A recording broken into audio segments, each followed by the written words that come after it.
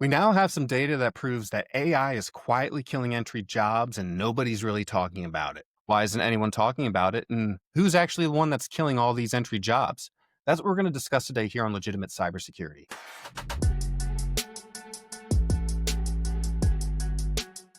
My name is Frank Downs, and I'm here with Dr. Dustin Brewer. And today we're going to talk about where all the entry jobs are going, especially in the field of cybersecurity and tech.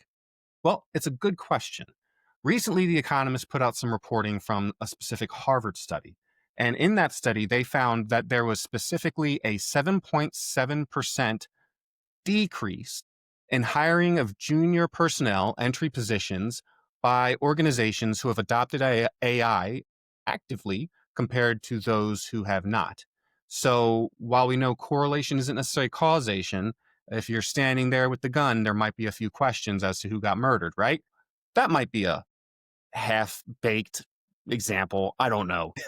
My question for you, Dustin, Did. is I'm glad you liked it. My question for you, Dustin, is do you think this lends credence to the idea that AI really is the job killer that a lot of people are starting to scream about in the streets? Yeah, yes and no. And look, you already mentioned it, like correlation is not causation, right? There's a lot of different factors that have happened in the past 5 years ish that may have contributed to a reduction in workforce, a reduction in entry level job openings, and just in general, kind of a reduction in like work, right? So we've seen jobs reports come out. At least for the United States, we have job reports that come out, right? Not this time around because yeah, Sometimes we not do. this time around. Government's closed.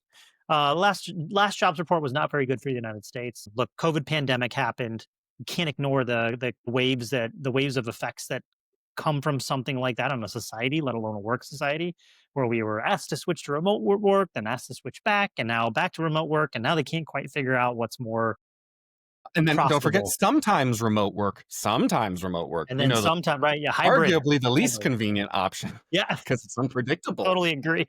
Hybrid is ridiculous. And look, so we can't ignore those other factors, but we have seen a reduction in what's the right word here?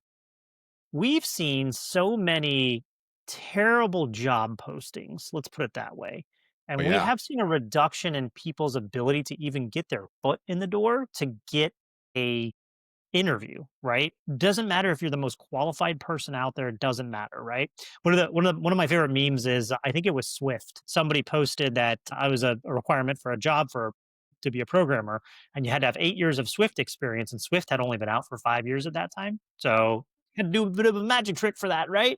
I think even the creator of Swift was like, I don't even have enough experience to to get this job, right? And so we joke and we see memes like that, but it is a reflection of kind of what's going on. And actually, to prove that, there is another study I looked into in 2018 that was done, and in this study, they were talking about this. Kind of goes hand in hand with this. It was more about when you talk about entry level positions. Sometimes you see that like need 5 years of experience for an entry level position, right? And then the other part to this is that you see, and we've talked about this before on this podcast, where it's certification versus academic achievement Don't get me versus spun up. Don't get me years angry. years of experience. I might get you a little angry here because the numbers kind of speak for themselves, right? And so I think there were 342 IT managers that they interviewed for this, and HR professionals as well. And what they were looking for was kind of what a organization valued as far as a potential employee, and then also what they value once you get in and what they really want you to do. And so above everything else, between work experience, academic degrees, and certifications, Frank, what do you think the employer evaluation was for hiring out of those three things? Work experience versus academic degree versus certification. What was most valued? What got Right. people across the line? What was more important to the employer From whose perspective? From the from the hiring body's employer's perspective? perspective? The It's hiring going to be body's perspective. experience. It's always going to be experience. 50% average importance is experience. 30% academic degree, 20% certification. So look, these Hey, numbers are hey, let's do the silver lining there. Academic degree still matters a little bit more than just random certs you can get by going to a brain dump for the week. it's true. Yeah, you It's can't just true. do a boot camp and get a job, right? I mean, and I mean, some people definitely do. some people definitely I've do. met them Totally agree. I've met them in not my current workplace naturally, but in other workplaces, most definitely. So And the appearance here would be that, like, okay, so employers don't care so much about, academic or certification capabilities that an employee might have. That being said, once you get in the door, 50% of employers, the same people that they talk to, have capabilities for a current employee to go back to school, right? They'll pay part of the tuition or all the tuition or whatever. 75% of them had certification capabilities. So like they would actually pay for your certification, right? So continuing education. So I just wanted to throw that out there because there are two things kind of happening there, right? One, I promise this all ties back to the AI thing. One, we have employers ca- uh, employers will post crazy things on what is required for an entry level job. Yes. Two, work experience is valued over everything, right? And I know we're going to go into it with this study, but this study kind of just shows that trend, right? Of work experience being a very important part of where we're at. And look, we've we might have beaten this dead horse already, but when it comes to AI, the thing that it is best at is lower level functions, right? So for if you're thinking about an entry level person coming As someone in, who has many lower level functions, I can maybe understand that a bit. But I will say this. I think I can understand why AI being good at performing, I'm going to use the word acceptable sometimes, at performing lower level functions can be a element of this stat. And I do think this stat, I'm not arguing the statistic or the data here because it's actually kind of connects really well. However, comma, I will say that I view this I think this discussion leaves room for the aspect that there is short sightedness at the executive leadership levels, and there is lack of not just vision, but give a damn at potentially shareholder levels. Because let's take a step back. Objectively, if you're a shareholder, you're not there for the day to day businesses, right? Day to day operations. Main thing is make more money now, right? What have you done for me lately? And at the executive level, there's that fiduciary obligation to provide the shareholders a level of confidence and, arguably moral and ethical, I guess. I don't know who serves all those masters, right? But at the same time, not investing in junior capital. Man, I see how it's so seductive, Dustin. It's so seductive for everyone to jump into this AI because whenever you hire junior people, most junior people, the way this career market is right now is they don't stay at a job for life. They don't stay and just keep giving till they retire at 30 years and get that gold watch. Also, I don't know anyone who gets gold watches anymore for retiring after 30 years. or retirement. Right. The job market has become much more transactional. So if you're an organization that needs bodies, when you're hiring that junior professional, you're basically making a commitment to seeing them leave at some point, by and large, right? So I can see why this is so seductive to these companies because AI won't leave you. AI is going to love you forever, right? They're going to do all the data for you. AI thinks you're great, right? Maybe that's just my AI. But I really think that this has turned into a sugar high that has created some serious long term problems beyond just the job market because Absolutely. having this discrepancy where, yes, corporate revenues are up, but body count is down, and especially body count is down at a junior level, which means all of a sudden we're having increased levels of angry young people. And I Hmm. don't know if you've seen this movie before, but I've seen it once or twice where angry young people amass in much too great numbers. What is it, Malaysia right now? Or Thailand? I think it's Thailand. It's one, oh, man. I have the classic American Probably lack of both. Yeah, understanding of East Asia, and I apologize to any of our listeners over there. I'm still learning, but there's revolutions going on now by hmm people who are like, I don't have a job, I don't have prospects for a job, and I'm just angry. And then when I look at a trend like this, you're talking about not just like, these isn't just people who, with all due respect, these aren't just people who didn't complete high school who have a hard time finding a job. We're talking about graduates with master's degrees in computer science and technical engineering that were told, do this and you can succeed. And now it's like, JK. And I think it is a serious issue that is there. We're going to have to wait out the market to realize itself. But by then, what's the collateral damage that we're going to have to deal with? What do you think that's going right. to look like? I mean, we were like first to go back on a couple of things. Like Yeah, they were sorry. I told thought I this. said too much there. Continue. No, no, that's okay. They were told this, and I always like that's one of my favorite That's one of my favorite terms these days is they say, they say if you do this, then you'll get that. Who's they? Who is they? And look, this is a societal thing where, hey, you work hard in school, you go to college, you get a degree, you're going to get a, you can get a good job, you got a leg up on somebody else. It's not necessarily the truth anymore, right? The stats I just told you, actually, if you had the work, if you spent those 4 years getting work experience instead, you might have a better shot at getting a technical job in IT, right? So that's part one. And just kind of wanted to reiterate that. The second part, you're absolutely right. The reason why senior, and look, Frank, I think it's time you and I, just come to terms with it. We're pretty close to middle age, if not already middle age. And we will Oh, die yes. someday. I had a discussion with my dentist the other day, and he's like, you're having some serious wear on your teeth. Are you grinding them? I'm like, you know, I'm grinding them, first of all, yes. And then he goes, well, you might want to get, and he offered me some type of service. Like it was like caps or something, or I don't know. And I'm like, listen, shoot me straight. Give me a percentage of how much of my teeth I've worn down. And he goes, it could be almost up to 50%. I said, well, good news. I'm 41.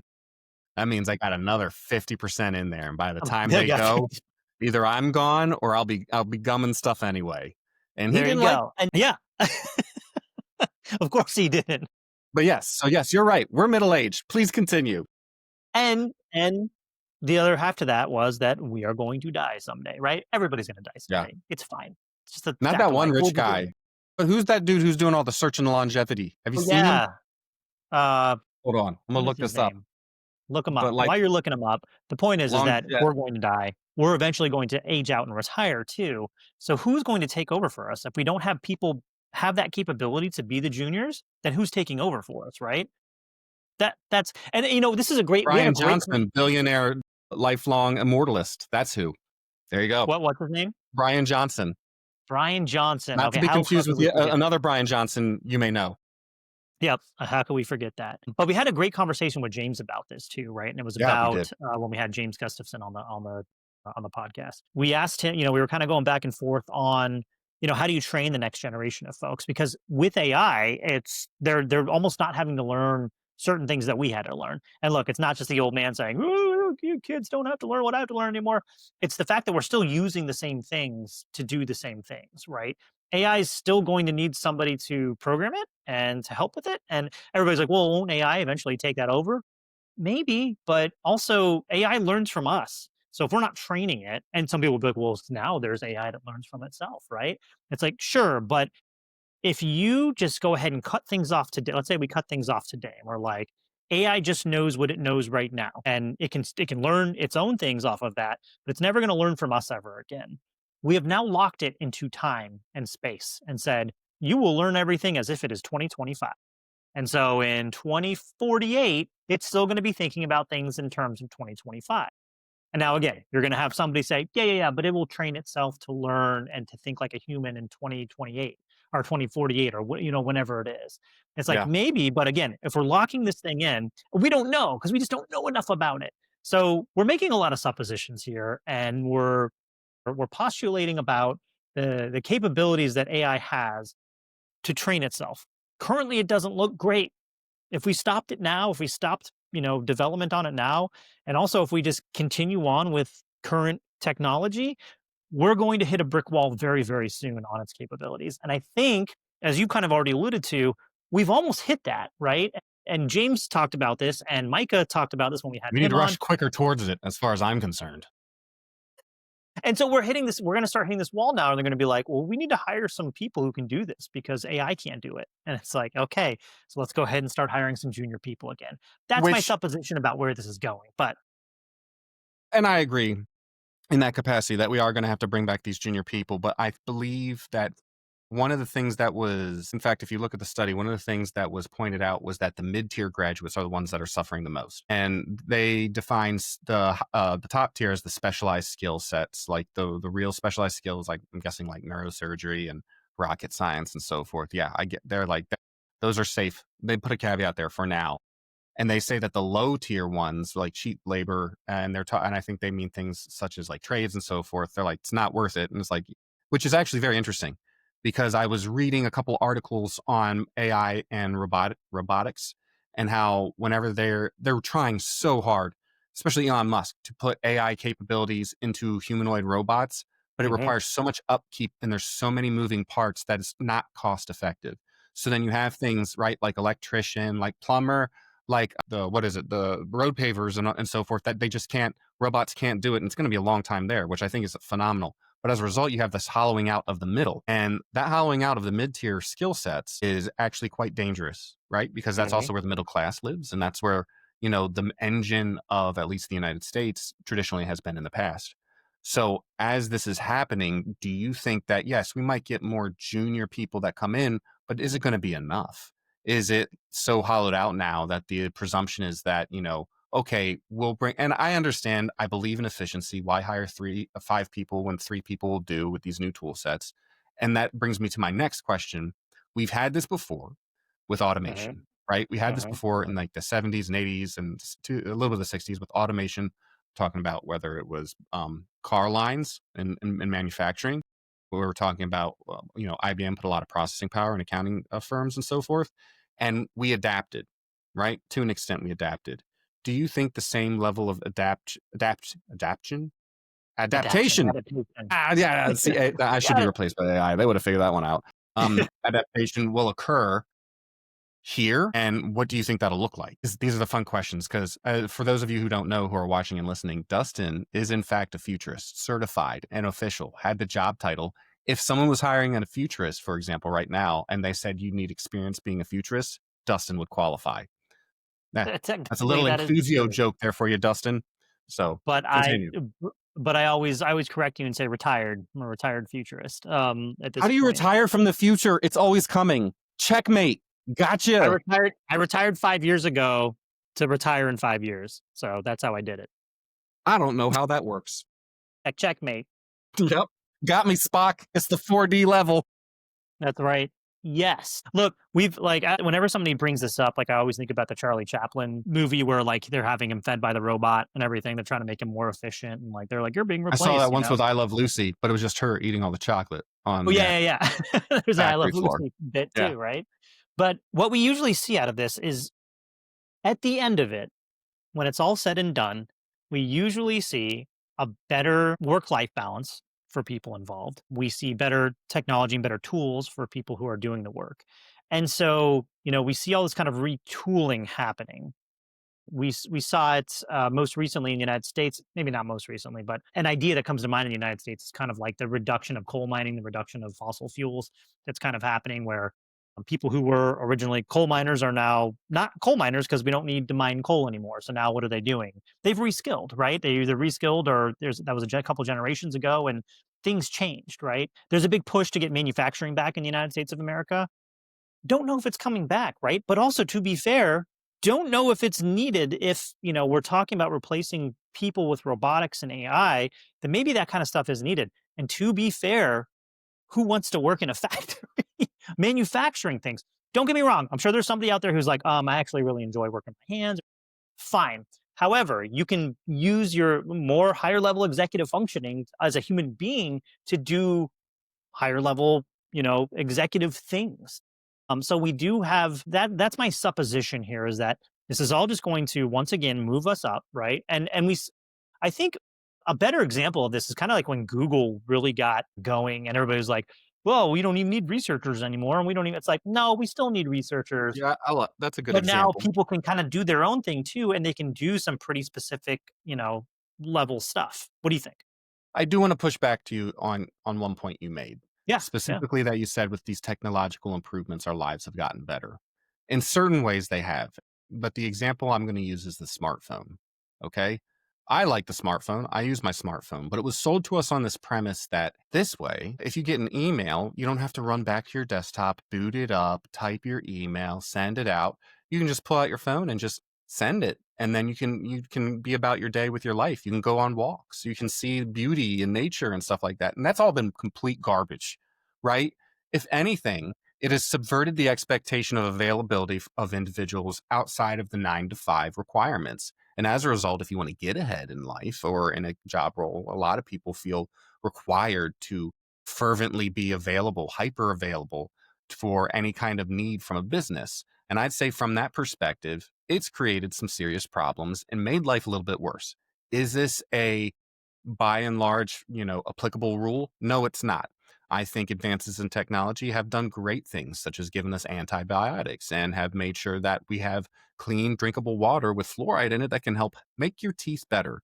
Just lost half of Florida there, but it's fine. I think that it's a double-edged sword, right? So I will say yes, and I'm not a Luddite by any stretch of the imagination. I mean, all my shades and lights here are connected to the internet, and you've seen me use that as an example of how you can subvert that if you want to. You've literally been in the classes I've taught that. But I think there should be a level of consideration with the assumption that tech makes life better, because if we keep by that perspective, you just give more credence to the accelerationists, right? That argue that we should push for technological advancement, damn the consequences, no matter what happens to Earth. Like there are people out there who think we should pollute as much as we can because that means we're creating more technology faster. And then when it becomes a serious issue, we'll all just move to Mars.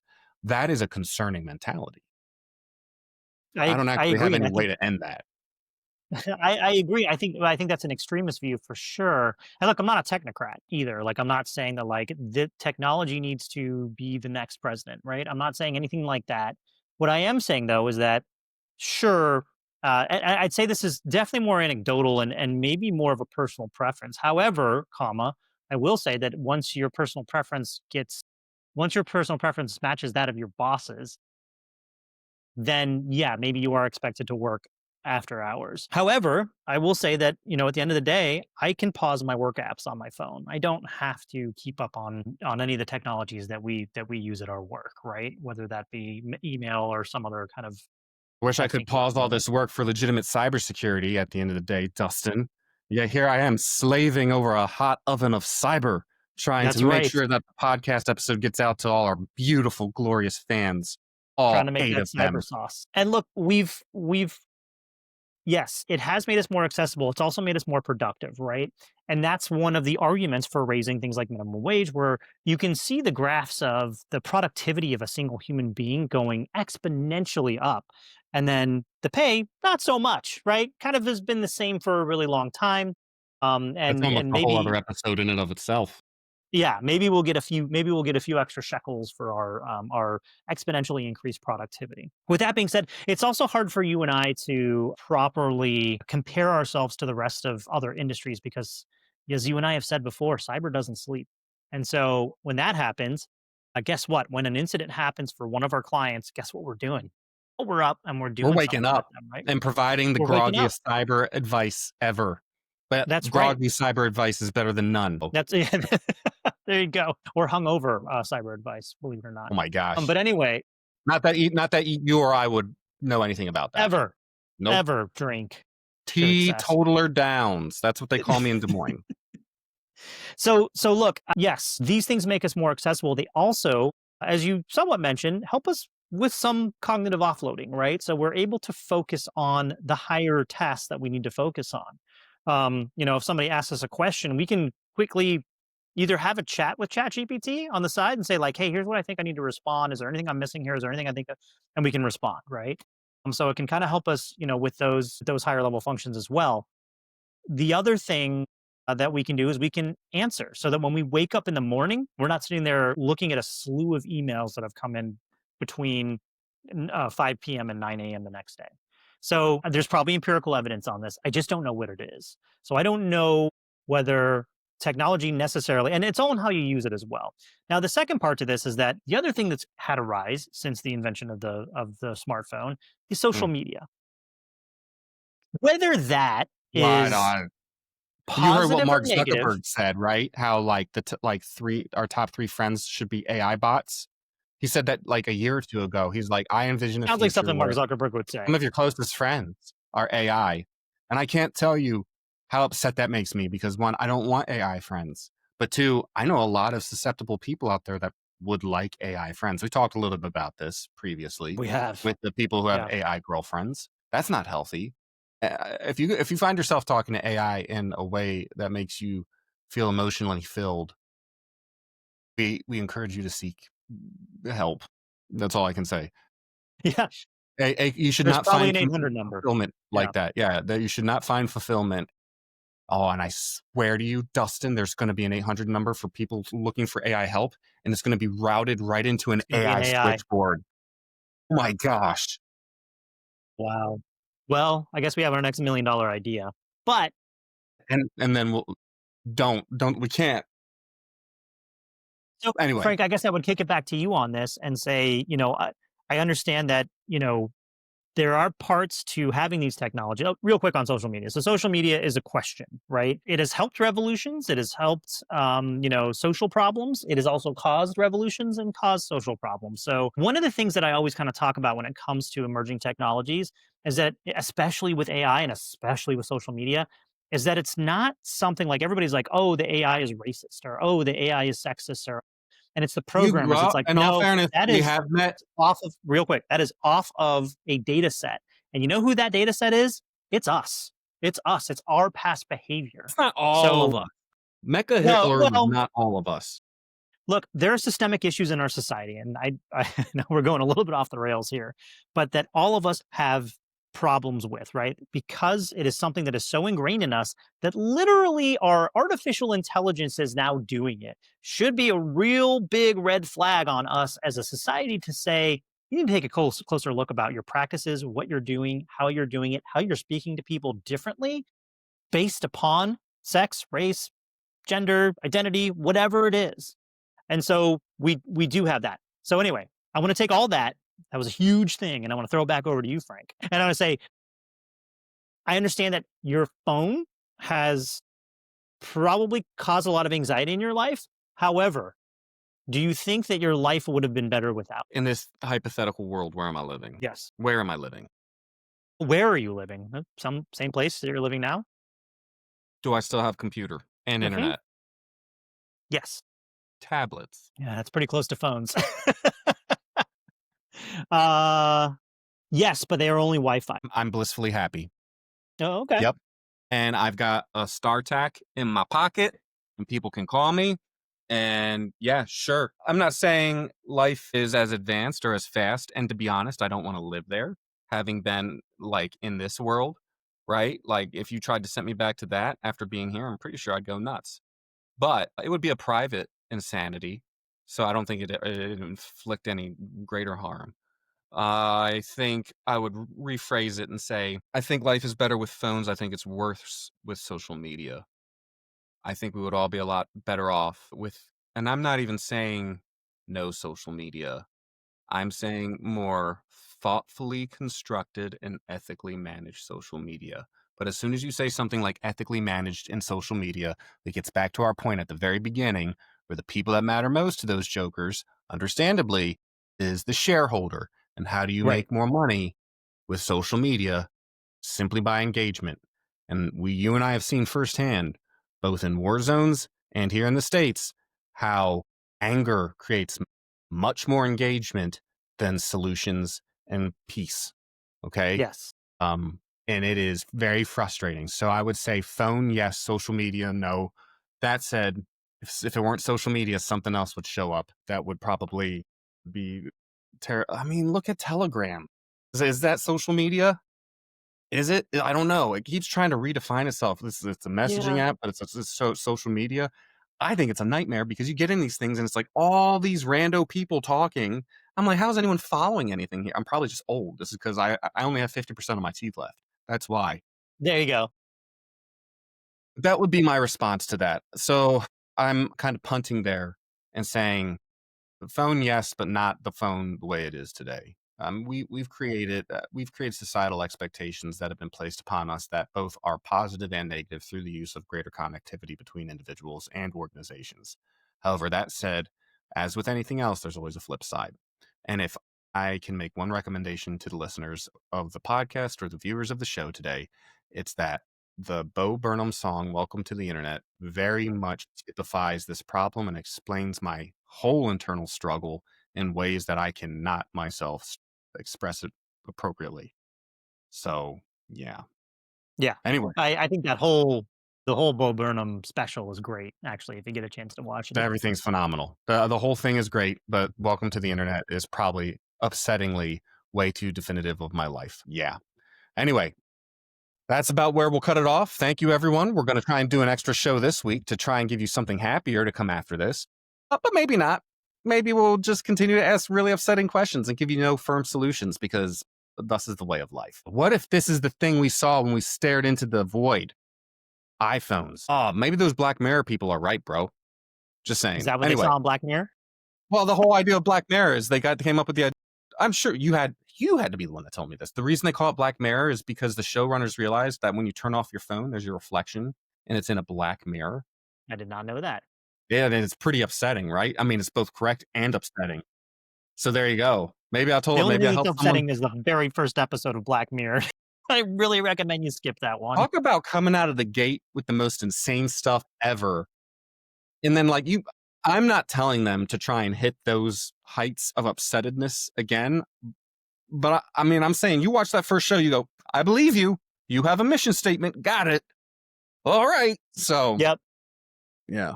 And that's what you're going to get. That's going to be legitimate cyber after dark, where we go through all the Black Mirror episodes and have the most upsetting discussions because that's just the topic of each show. So No. that would be a great No. series What explaining have we Black Mirror created? with a futurist, doctor retired futurist, and Frank Oh my goodness. explaining I TV love it. shows. Anyway, everyone's turned off the episode now. Thanks for listening. Two people left. We'll talk to you soon and have another episode up shortly. Have a good one.